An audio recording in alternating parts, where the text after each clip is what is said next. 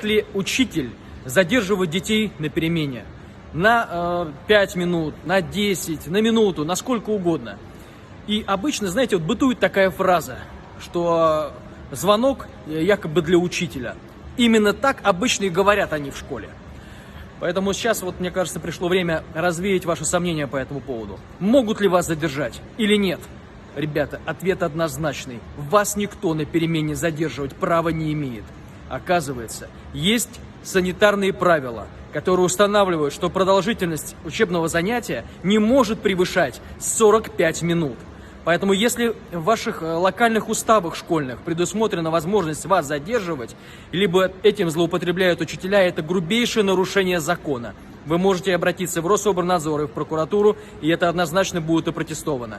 Жалуйтесь, все подробные ссылки у меня в Инстаграме, там ссылки на соответствующий санпин и даже его фотографии.